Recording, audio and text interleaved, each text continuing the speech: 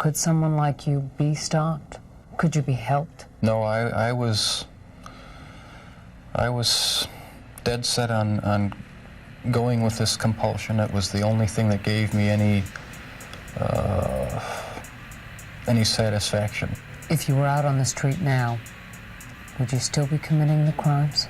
Probably. If this hadn't happened, there's no doubt I probably would be. I can't think of anything that would have stopped me.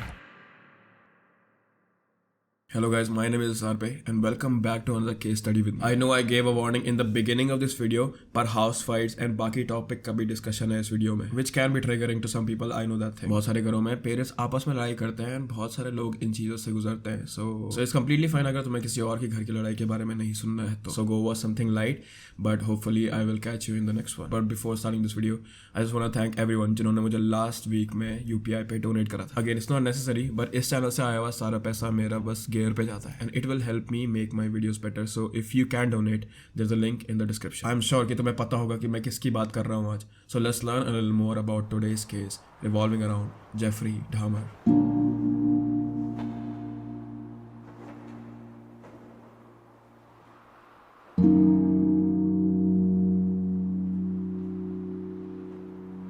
May 21st, 1960, Jeffrey Lionel Dahmer was born in Milwaukee. They were a small family of 4. Joyce, Jeffrey की मम्मी, Lionel, Jeffrey के पापा and David उसका छोटा भाई. बचपन से ही Jeffrey को यह पता था कि उसके पेरेंट्स के बीच की रिलेशनशिप कुछ सही नहीं थी. वो बहुत फाइट करते थे एंड कुछ केसेस में ये फाइट असॉल्ट में चेंज हो जाती थी. जेफरी के डैड केमिस्ट्री पढ़ते थे एंड वो अपनी टीम के साथ इसी फील्ड में रिसर्च भी करते थे, जिसकी वजह से जेफरी के डैड को काफी हफ्तों तक घर से बाहर रहना पड़ता था, which obviously made his whole family feel left out. पर स्पेशली जेफरी की मॉम को बहुत ही ज्यादा लेफ्ट आउट फील होता था. जॉयस, जेफरी की मम्मी, पहले से ही कुछ सही कंडीशन में नहीं थी. उन्हें काफी हेलुसिनेशन होते थे एंड जेफरी के पैदा होने से पहले वो बहुत सारी पिल्स लेती थी अपने एंग्जाइटी एंड डिप्रेशन के लिए, जो कि लायनल को बिल्कुल भी पसंद नहीं था. उन्हें ऐसा लगता था कि जॉयस के इतनी सारी पिल लेने की वजह से उनके बच्चे पर बहुत ज्यादा फर्क पड़ेगा. लायनल को लगता था कि जॉयस ये पिल्स बस अटेंशन के लिए ले रही है एंड उसे अपने पेट में पल रहे बच्चे की कोई चिंता नहीं है. बट दिस इज ट्रू कि जेफरी के पैदा होने से पहले जॉयस को ट्रैंकुलाइजर लेने का एडिक्शन था एंड वो मॉर्फिन के इंजेक्शंस भी काफी रेगुलर बेसिस पर लेती थी, जिसकी वजह से जॉयस की मेंटल स्टेट और भी ज्यादा खराब हो गई थी. As I remember from the book, your wife had difficult pregnancy with Jeff, right? Very difficult, yes. She would spasm, her jaw would go sideways, and we would walk her around and around. My mother and father would do the same. He was firstborn? Yes. Nothing seemed to help until we would have to call a doctor and administer barbiturates. So जैसा कि मैंने कहा, Lionel and Joyce बहुत fight करते थे आपस में, पर उन्हें फिर भी ये होप थी कि जेफरी के पैदा होने के बाद शायद उनके बीच का प्यार वापस आ जाएगा, क्योंकि होता है ऐसा बहुत सारी फैमिलीज में. बच्चे के आने से रिस्पॉन्सिबिलिटीज भी आ जाती है एंड बच्चे की वजह से काफी सारी फैमिलीज आपस में क्लोज भी आ जाती है. पर डामर फैमिली के केस में ऐसा कुछ भी नहीं हुआ. जब जेफरी छोटा था तो he was diagnosed with double hernia and his scrotum, जिसकी वजह से लायनल ने डिसाइड करा कि उसकी सर्जरी करानी चाहिए एंड फिर से इसी चीज को लेकर लायनल एंड जॉयस के बीच में लड़ाई शुरू हो गई थी. दोनों का पॉइंट ऑफ व्यू उनके हिसाब से सही था. लायनल ने सोचा कि अगर हम अभी अपने बच्चे की सर्जरी करा देंगे तो इससे फ्यूचर में कोई प्रॉब्लम नहीं होगी, पर जॉयस का यह मानना था कि इतनी छोटी उम्र में एक बच्चा ये पेन झेल नहीं पाएगा. But irrelevant of that thing, finally Jeffrey की सर्जरी हुई and it was a success. पर सर्जरी के बाद जेफरी में काफी सारे चेंजेस आ गए थे, शायद पेन या शायद मेडिसिन की वजह से. पर सर्जरी के बाद जेफरी सेम नहीं था. जेफरी के बारे में अगर हम और जानते हैं तो it is clear that he was an odd ball. वो स्कूल में बहुत ज्यादा दोस्त नहीं बना पाता था and was constantly bullied for having weird taste. तो स्कूल की वजह से एंड घर में पेरेंट्स की लड़ाई होने की वजह से जेफरी काफी रिजर्व्ड एंड एंटी सोशल हो गया था. वो अपना ज्यादातर टाइम कीड़े पकड़ने में लगाता था एंड उन्हें बॉक्सेस या जार्स में पकड़कर घर ले आता था एंड फिर उन बॉक्सेस को वो अपने डैड के गराज में रखता था. जेफरी के डैड ने देखा कि उनके बेटे को बग्स और एनिमल्स में काफी इंटरेस्ट है, तो एक दिन वो उसे अपने साथ एक लॉन्ग ड्राइव पर ले गए. उन्होंने जेफरी से उसके इंटरेस्ट के बारे में पूछा एंड फिर जेफरी ने अपने डैड को बग्स एंड एनिमल्स के बारे में काफी ज्यादा फैसिनेशन से बताया. दे वर ड्राइविंग, पर तभी अचानक जेफरी को रोड साइड में एक रकून मरा पड़ा दिखा. उसके डैड ने कार रोकी एंड थोड़ा इंस्पेक्ट करने के बाद जेफरी के डैड ने उस मरे हुए रकून को अपनी गाड़ी में रख लिया and because Jeffrey was excited तो वो उसे अपने घर लेकर आ गए. जैसे मैंने कहा कि जेफरी के डैड रिसर्च करते थे तो उनके गराज में डाइसेक्टिंग के टूल्स भी थे. तो घर जाकर उन्होंने जेफरी के सामने ही इस रकून को डाइसेक्ट करा, विच पीक्ड जेफरीज इंटरेस्ट. डाइसेक्ट करते हुए एंड अपने बेटे का इंटरेस्ट देखते हुए जेफरी के डैड ने उन्हें रकून के इंटरनल ऑर्गन्स के बारे में समझाना शुरू करा. उन्हें लगा कि जेफरी को ब्रेन की chemical state and organs, bugs, animals, इन सब चीजों में इंटरेस्ट है. तो वो कई बार ऐसे मरे हुए एनिमल्स को ढूंढने के लिए जेफरी के साथ ड्राइव पर जाते थे। पर जेफरी को अपने डैड के इन लेसन्स में कुछ इंटरेस्ट नहीं था। He just liked the act of cutting animals. कई केसेस में जेफरी अपने बैकयार्ड में खुद से ही कई सारे एनिमल्स को काटना शुरू कर देता था, which created a mess, and उनके घर के आसपास ज्यादातर टाइम पर मरे हुए जानवर की बदबू आती थी। तो जेफरी के डैड ने उसे एनिमल बोन्स को ब्लीच में डालना एंड एनिमल फ्लैश को पूरा डिसॉल्व करना भी सिखाया, which we will see later कि कितना ज्यादा खतरनाक चीज थी ये। एक 7 साल के बच्चे को ये सिखाना कितना ज्यादा डेंजरस था। जब जेफरी 14 साल का हुआ तो उसने शराब पीना शुरू कर दिया। It states beer in reports, पर मैं जनरल टर्म्स में सिर्फ अल्कोहल बोलूंगा because he was consuming a lot of things. वो अभी भी स्कूल में ही था एंड उसके टीचर्स को लगता था कि जेफरी एक नर्डी, एंटी सोशल, पोलाइट लड़का है जो बस अपने काम से काम रखता है। पर 14 साल का होने के बाद कई बार जेफरी क्लासेस में बियर पीकर जाने लगा। By this time Jeffrey was also coming into towns with his sexual preferences and उसे जल्द ही ये पता चला that he liked men, which was fine. I understand कि people get after different things. पर 14 साल की उम्र में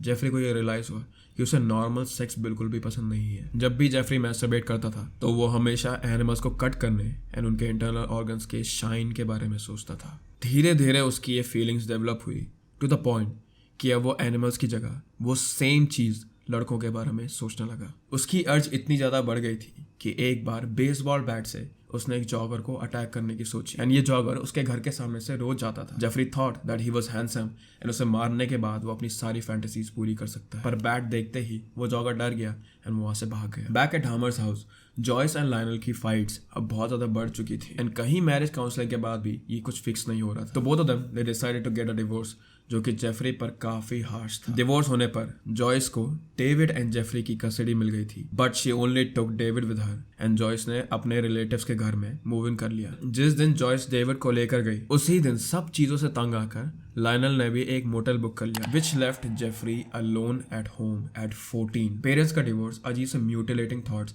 एंड किसी भी गार्जियन के वहां ना होने की वजह से जेफरी अब और अल्कोहल कंज्यूम करने लगा एंड उसने मैरिजुआना स्मोक करना भी शुरू कर दिया था। It is hard to say this thing कि वो कब एक एडिक्ट बना, बट मे बी उसके पेरेंट्स का divorce was that breaking point for him. June 18, 1978 अपने घर में अकेले रहने और 18 टर्न होने के कुछ हफ्ते बाद जेफरी को एक हिचहाइकर मिला जिसका नाम था स्टीवन हिक्स। स्टीवन ने जेफरी से कहा कि उसे शाम को एक कॉन्सर्ट में जाना है एंड उसके पास पैसे नहीं है जिसकी वजह से वो हिचहाइकिंग कर रहा है। जेफरी टोल्ड हिम कि ठीक है, मैं तुम्हें कॉन्सर्ट के वेन्यू पर छोड़ दूंगा क्योंकि मैं भी शाम को वहीं जा रहा हूँ। एंड उसे टाइम पास करने के लिए स्टीवन को अपने घर इन्वाइट कर। थोड़ा बियर पीने के बाद जब स्टीवन ने जेफरी से कहा that we should leave for the concert, गुस्से में आके जेफरी ने 10 किलो के डंबल से स्टीवन के सर पे मार दिया। स्टीवन के सर में चोट तो लगी थी बट ही वाजंट डेड, तो जेफरी ने स्टीवन का गला दबाकर उसे मार दिया। Jeffrey said that he was very confused and Steven को मारने के बाद जेफरी को समझ नहीं आया कि उसके साथ हुआ क्या, पर उसके दिमाग में अपने आप ही सेक्सुअल थॉट्स आने लगे। तो जेफरी ने स्टीवन की डेड बॉडी के साथ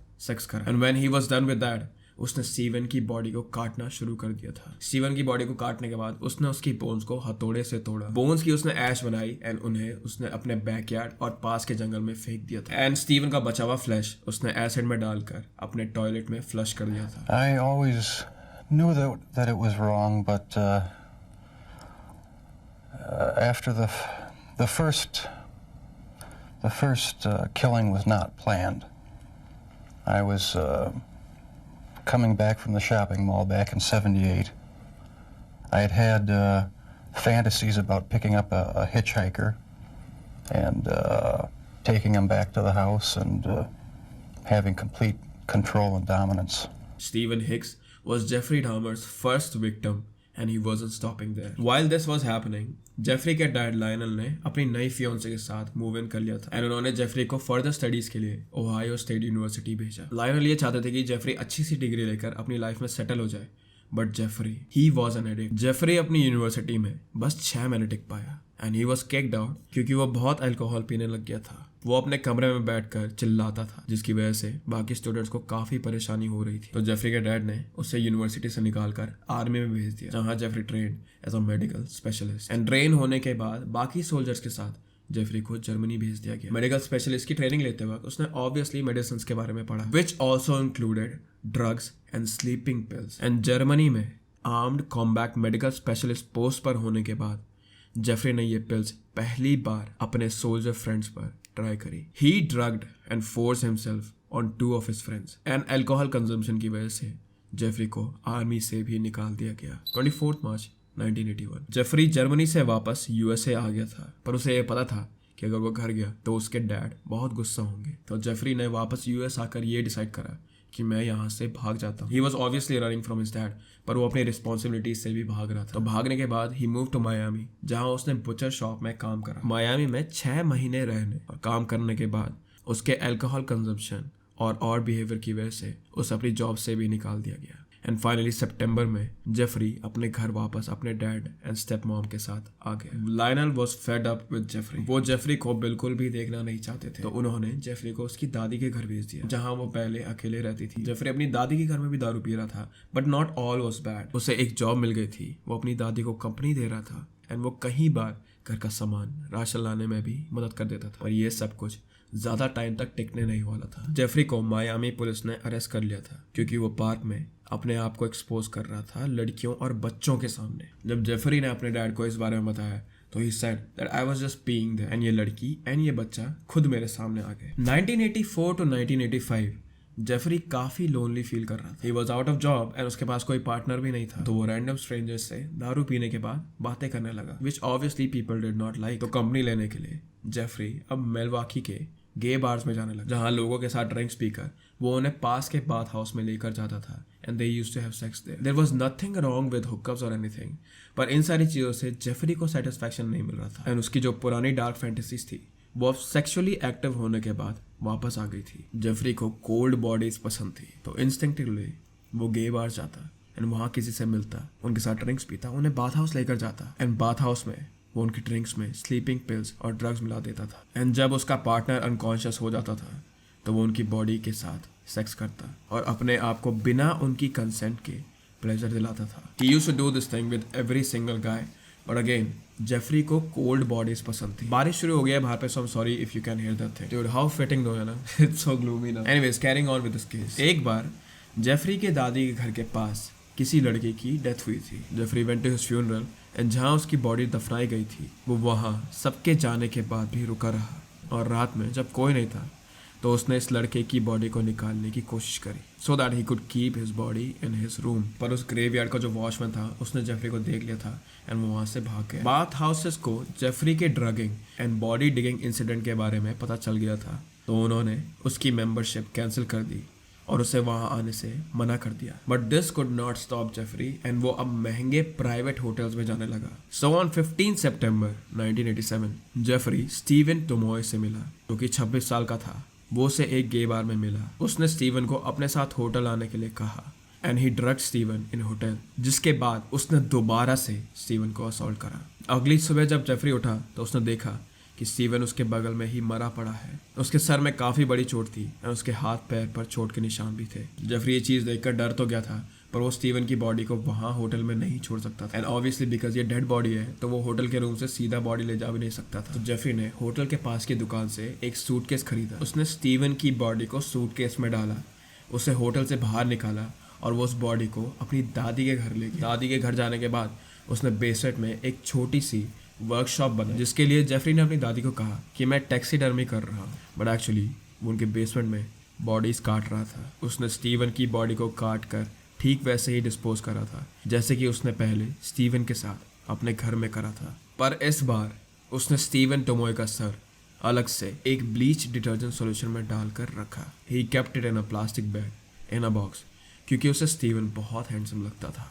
एंड वो उसे अपने आसपास हमेशा महसूस करना चाहता था। सबसे पहले स्टीवन को 1978 में डाइसेक्ट करने के 9 साल बाद ये पहली बार था जब जेफरी ने किसी की बॉडी ऑर्गन्स देखे थे एंड इन ऑर्गन्स को देखकर उसके अंदर के किलर इंस्टिंक्ट्स वापस आ गए थे एंड जेफरी वापस गलत पाथ पे चलने लगा। स्टीवन को मारने के बाद जेफरी के अंदर के वायलेंट एंड सेक्सुअल फीलिंग्स काफ़ी ज़्यादा बढ़ चुकी थी। वो खुद को कंट्रोल नहीं कर पा रहा था एंड अब हर रात वो गे मैन को लोअर करता था। 16 जनवरी 1988 की रात को जेफरी को जेम्स डॉक्स्टेटर एक ग्रोसरी स्टोर के बाहर मिला।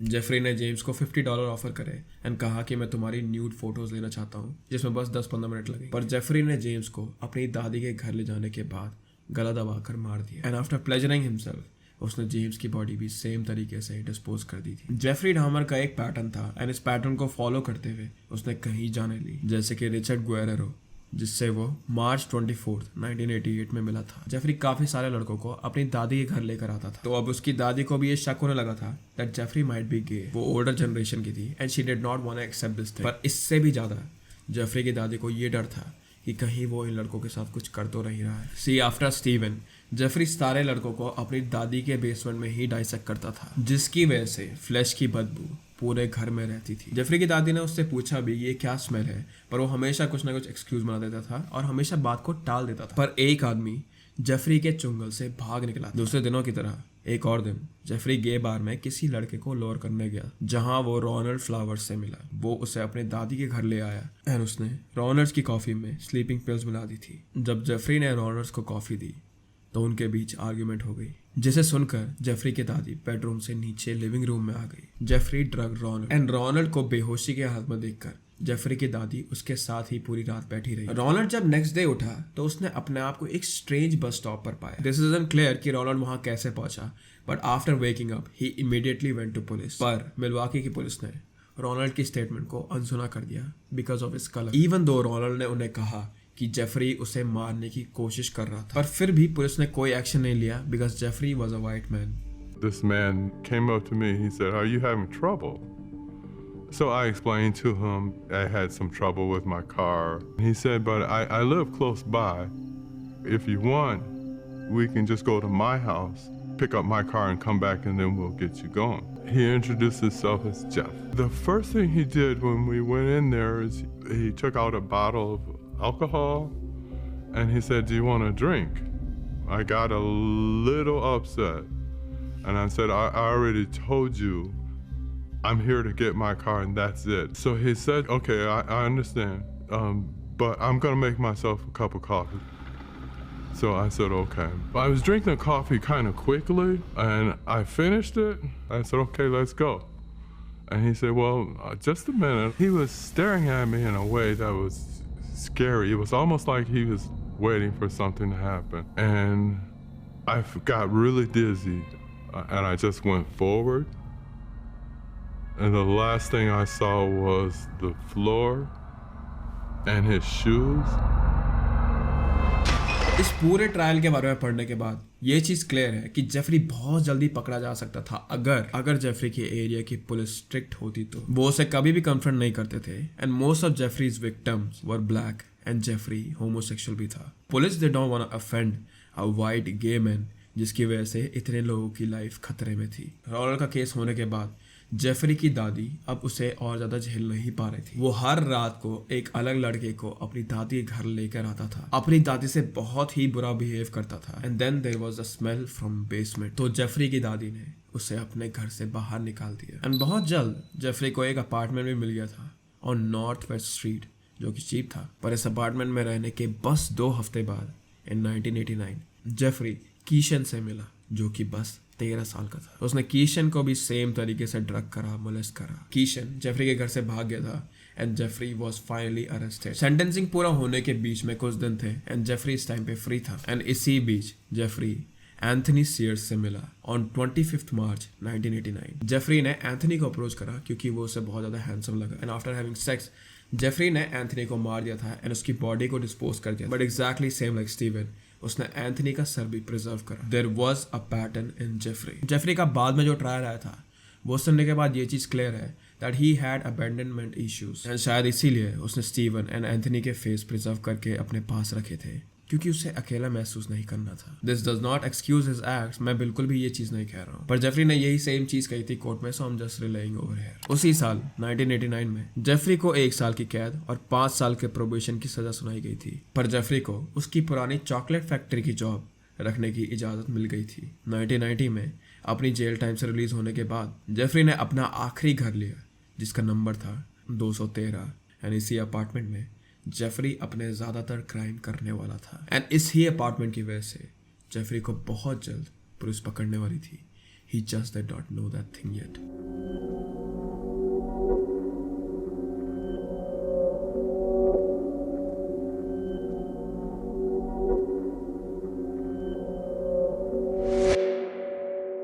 अपार्टमेंट 2013 में मूव इन करने के बाद जेफरी रेमंड से मिला। एंड आई एम श्योर कि अभी तक तुम्हें नेक्स्ट चीज समझ आ ही गई होगी। रेमंड स्मिथ की बिना वजह मौत हो गई थी, पर अब जेफरी अपने विक्टिम्स की बिलोंगिंग अपने पास रखने लगा, जैसे कि आईडी कार्ड, बैज या फिर अंडरगारमेंट्स। उसने अपार्टमेंट लेने के बाद एक पोलरॉइड कैमरा खरीदा एंड वो इस पोलरॉइड कैमरा से अपने विक्टिम्स की फोटोज खींचता था। एंड क्योंकि अब वो अकेला रहता था तो कुछ केसेस में वो बोन्स और स्कल्स भी अपने साथ प्रिजर्व करता था, सेम वैसे ही जैसे उसने एंथनी और स्टीवन के स्कल प्रिजर्व करे थे। ऑन जून 1990 जेफरी ने अपने कोवर्कर एडी स्मिथ को अपार्टमेंट में बुलाकर ड्रग करा एंड सेम तरीके से उसने एडी को भी मार दिया था। उसके 3 महीने बाद जेफरी अर्नेस्ट मिलर से एक गे बार में मिला था। उसने अर्नेस्ट को $50 ऑफर करे पिक्चर्स क्लिक करने के लिए, पर जेफरी ने अर्नेस्ट को कहा कि मैं तुम्हारी हार्ट बीट फील करना चाहता हूँ। जेफरी ने अर्नेस्ट को ड्रग तो करा था, बट अर्नेस्ट अभी भी कॉन्शियस था। May be sleeping pills did not work on him. And ये चीज सुनने के बाद अर्नेस्ट ने वहां से भागने की कोशिश करी। वो चिल्लाया और उसने जेफरी को मुक्का मारा,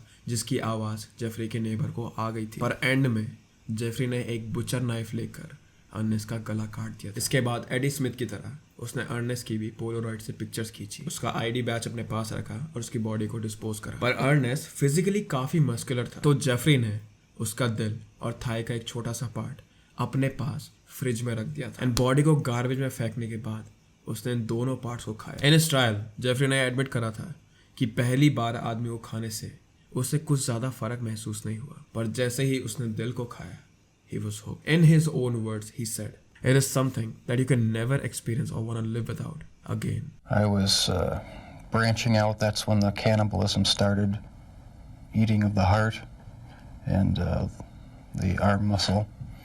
It was a way of making me feel that they were a part of me.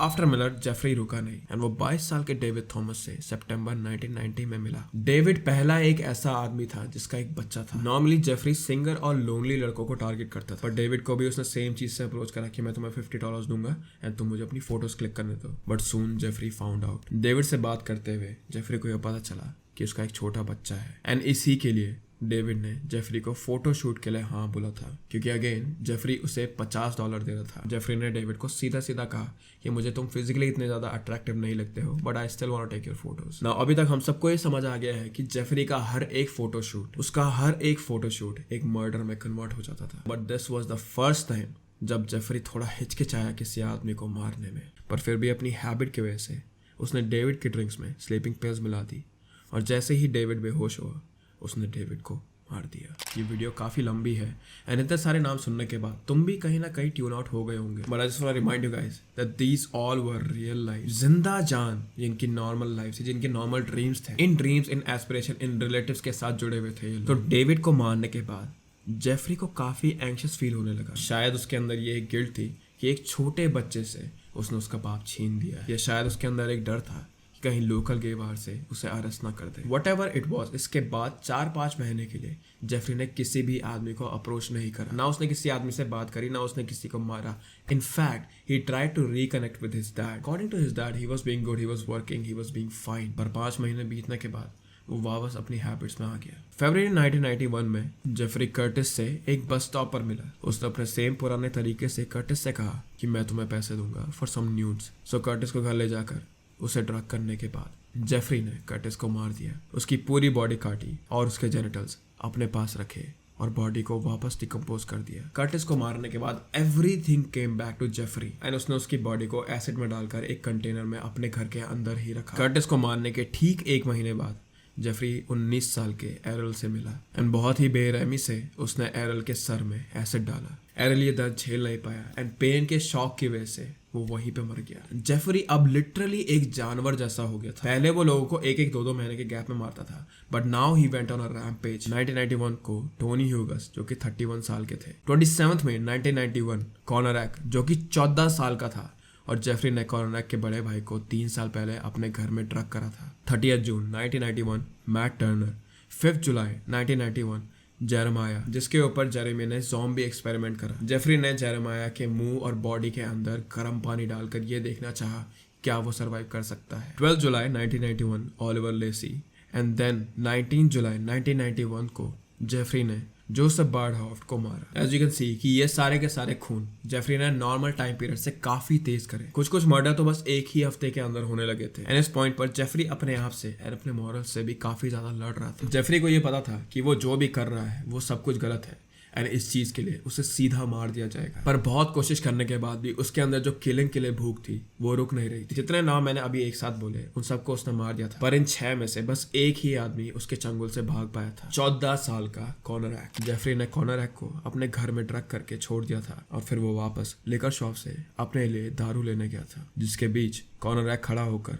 Jeffrey के अपार्टमेंट से बाहर निकल गया। जब इस बच्चे की आवाज जेफरी के नेबर्स ने सुनी तो उन्होंने पुलिस को कॉल करा। But the thing was, according to police statement, this woman was black. Police ने पहले की तरह इस लेडी और उसकी बेटी की कोई बात नहीं सुनी। वो बार बार कहती नहीं कि ये छोटा बच्चा ड्रग्ड है and Jeffrey is harming people, पर इतना सीरियस एक्यूजेशन पुलिस ने अनसुना कर दिया। जब जेफरी वहां वापस आया तो उसने देखा कि पुलिस और कॉनरैक के साथ उसकी नेबर भी उनकी बिल्डिंग के बाहर पर खड़ी है। पुलिस ने जेफरी से पूछा कि क्या ये सब कुछ सही है, तो he just lied. He made a fake story कि कॉनरैक, ये 14 साल का बच्चा उसका बॉयफ्रेंड है। ये दोनों एक पार्टी से आए थे जहां कॉनरैक ने बहुत ज्यादा दारू पी ली थी एंड बहुत ज्यादा पीने की वजह से ही कॉनरैक उठ नहीं पा रहा था या फिर कुछ बोल नहीं पा रहा था। And the funny thing was कि पुलिस ने जेफरी की स्टोरी पर बिलीव भी कर लिया था। फिर पुलिस खुद कॉनरैक को उठाकर जेफरी के घर ले गए, उसे वहां अंदर सोफे पे बिठाया और वो वहां से चले गए। कॉनरैक कुड हैव सर्वाइव्ड अगर पुलिस अपना काम ढंग से करती तो। The Centosom family watched today's news conferences and listened to the police audio tape on TV. They should have checked him out, or arrest. I mean, I think it's automatically, they should arrest my brother because he was naked on the public. Police say they thought the 14-year-old boy, Konorak, was 19. That's what Dahmer told them. Anacone, Konorak's brother, says police should have taken Konorak into custody anyway for indecent exposure. Then they would have learned the truth. I also asked Anacone why would Konorak go anywhere near Dahmer, since Dahmer had already been convicted of sexual assault against another family youth. You don't think that your brother might have known that he was the man who had sexually assaulted your other brother? No, we didn't even know his name. Oh, you didn't know his name? We didn't even know his name, what his name and what he looked like. We didn't even know since it happened the first time. Didn't know where he lived? No. Anacone said he did not know Konorak to drink or smoke, so it was not like him to be intoxicated. हर एक चीज हमेशा Jeffrey के plan के according ही जाती थी। उसने इतने सारे लोगों को मारा था पर वो सिर्फ एक बार पकड़ा गया। But this was all about to go away because Jeffrey was about to meet Tracy Edward. July 22nd, 1991. Jeffrey दोबारा से एक गे बार में अपने नेक्स्ट प्रे को ढूंढ रहा था एंड तब उसे दूर से डांस फ्लोर पर ट्रेसी डांस करता हुआ दिखा। उसने ट्रेसी को अप्रोच करा एंड उसे ड्रिंक्स भी ऑफर करी एंड थोड़ा देर ट्रेसी के साथ डांस करने के बाद वो उसे अपने साथ अपार्टमेंट लेकर आया। जेफरी अपने नॉर्मल प्रोसीजर्स फॉलो कर रहा था। उसने ट्रेसी के लिए ड्रिंक बनाई, उसकी ड्रिंक में स्लीपिंग पिल्स मिलाई जिसे पीने के बाद ट्रेसी बेहोश हो गया था। पर जब ट्रेसी उठा तो उसने ये देखा वो जेफरी के बेड में नेकेड पड़ा है। जेफरी के बेडरूम से काफी गंदी स्मेल आ रही थी और उसे टीवी की आवाज फुल करी हुई थी। ट्रेसी के हाथ हैंडकफ थे एंड उसे जेफरी के हाथ में 100 देखकर यह समझ आ गया था कि वो मुसीबत में है। तो ट्रेसी ने जेफरी से कहा कि वो उसका फ्रेंड है and that they should both watch this movie together. जब वो दोनों साथ में बैठे थे तो जेफरी ने धीरे धीरे अपना सर ट्रेसी के कंधे पर रखा एंड वो उसकी हार्ट बीट सुनने लगा एंड ठीक मौका पाते ही ट्रेसी ने जेफरी को मुक्का मारा और वहां से भाग गया। He was listening to my heart because at a point he told me he was going to eat my heart at that point. I hit him and I ran. Jeffrey के घर से बाहर निकलने के बाद करीब 6 ब्लॉक तक वो बिना रुके बस भागता ही रहा। 6 ब्लॉक के बाद ट्रेसी को पुलिस की कार मिली जिन्हें वो वापस जेफरी के घर लेकर आया एंड फिर जेफरी के घर छानबीन करने के बाद उन्हें वहां पर different photo IDs, Polaroid photos, chainsaw, हथौड़ा और बाकी औजार मिले। उन्हें जेफरी का कंटेनर भी मिला जिसमें वो सारी बॉडीज को एसिड में डालता था and they also found skulls and एक लिवर जिसे जेफरी ने अपने फ्रिज में रखा था। Not because I was angry with them, not because I hated them, but because I wanted to keep them with me. And as my obsession grew,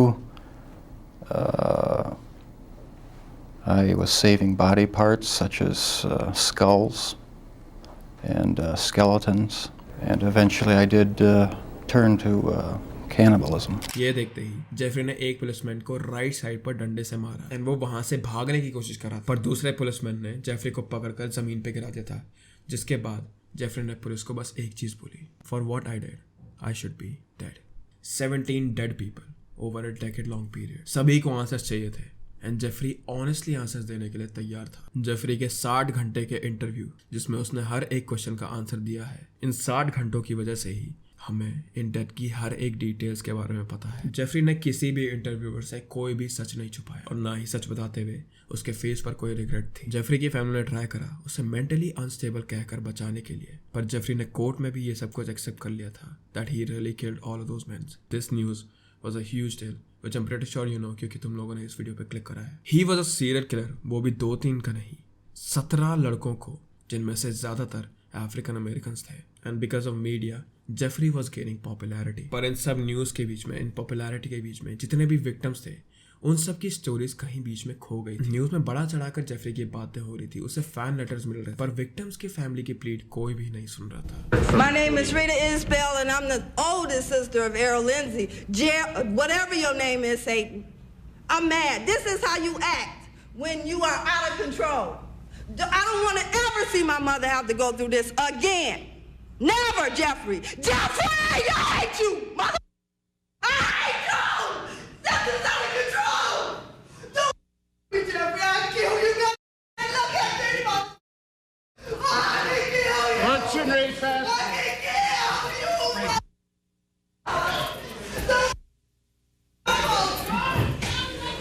have to push. But at the end court ने ये decide करा कि death will be too easy for him, so उन्होंने Jeffrey को 9 जिंदगी की उम्र कैद की सजा सुनाई, in prison for 9 lives. It was justified and ये चीज कभी नहीं होगी, पर यही कोर्ट का फैसला था। जेल में टाइम काटने के बाद ऐसा लग रहा था कि जेफरी फाइनली चेंज हो रहा है। उसने अपने सेलमेट्स को परेशान नहीं करा एंड वो अंदर अच्छा ही बिहेव करता था। इनफैक्ट वो गॉड में इतना ज्यादा मानने लगा that he got baptized in jail and उसने ये ओथ लिया कि वो अपने सारे बुरे काम पीछे छोड़ देगा। But after 1 week of getting baptized, Jeffrey को उसके इनमेट जेसी एंडरसन ने 28 नवंबर 1994 की सुबह को मार दिया। जेसी जेफरी के इस सडन चेंज से खुश नहीं था और उसने ये कहा कि गॉड ने ही उसे अर्थ पर जेफरी को मारने के लिए भेजा है। Do you remember when you learned that your father murdered Jeffrey Dahmer? Yes. It was about 10. I saw it on TV, and that's how I found out. So. Do you remember the first time that you heard the name Jeffrey Dahmer? Heard it a lot growing up. That's all I heard.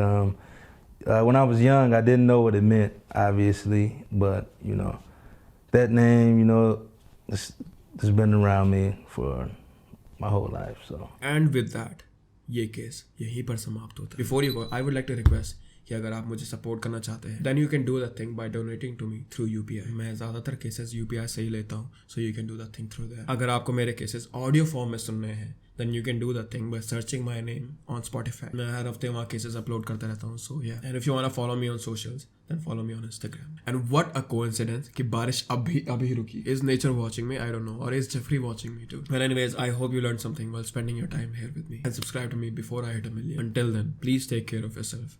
Keep your loved ones very close to you guys. And I will see you very, very soon. Bye bye.